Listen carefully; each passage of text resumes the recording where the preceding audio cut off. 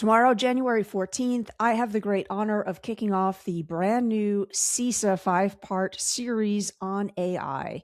And the opening session is going to be hyper focused on AI for problem solving, which is an area in which I have so much hope, so much optimism. And I have that hope and optimism because I've been experimenting with AI to assist me in my human brain. And I want to talk to you about two examples that I keep coming back to, and they seem to resonate with others when I talk through them, because I think both examples are very reflective of what it means to stay human centered when we are partnering with AI to work towards problems. The first is a very personal story.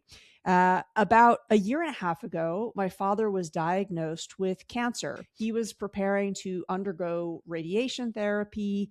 He was very nervous, which is, of course, very understandable. And as his daughter, I also had a lot of feelings about how I could support him. I was trying to empathize with the kind of support that he would need. And I was also very understanding of the reality that sometimes we don't know which questions to prioritize when we're talking to our doctor, the reality that medical research and any kind of academic literature is very dense. So even if we are not stressed out or ill, it's hard to dig into that and make use of it as a resource. So I asked my father, I said, Dad, if I could make you a chatbot that would help you dig into verified research on your specific therapy, on your specific context, and the bot was really there to help you have more conversations with your human doctor. Is this a tool that you think would be useful, would be helpful? And he said, sure, yeah, let's try it out. So I designed this bot, and I designed this bot with a specific character in mind that was going to bring some levity, that was going to also make my dad laugh. And this was like a bridge. I was offering my dad a bridge to his doctor, a bridge back to me, his daughter, as well as a bridge to the research. And this use case was really powerful because it enabled my father and I to talk about his health situation, which was a difficult topic. It empowered him to ask better questions of his doctor. And his doctor was so impressed and even asked him, how are you so informed on this issue? And I really love this as an example because it's not looking at a problem and saying, how can I automate my solution? It's dealing with the reality that as humans, as a human species, we're going to need our human counterparts, of course. Can the technology bridge? And I think that example says, yes, in fact, it can. The other example I would like to share is more professional. This is a bot that I created after doing a series of different workshops where we were looking at the reality that as educators, we always want to create resources for the whole family. We understand that when parents and caregivers can partner with us, that takes the learning so much further. And executive function skills, we know, are so crucial. I am hearing from so many people that they are wanting to focus more on that because in this time when we are so stressed out, we sort of need those skill sets even more.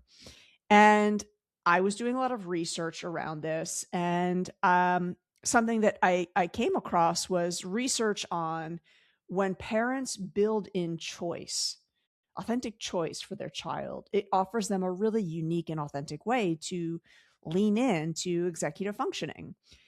Now, a lot of parents also told me, listen, I do not necessarily have the headspace to always be coming up with ways to do this, to design for it.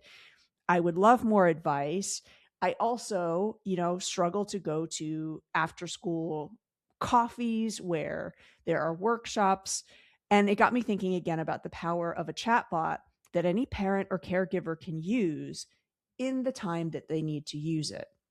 And again, this is a chatbot that's designed to be kind of like that support in real time, But then you're going back and you're talking to your child's teacher, you're talking to other parents, you're talking to other humans. And so the bot is called Eleanor the Expert. She too is designed with a persona in mind, because that voice, when we're stressed out, we know that matters. And so many different people have continued to contact me to tell me how useful the bot has been, because it's also opened the door for parents to understand the kinds of questions that they want to ask of the teacher.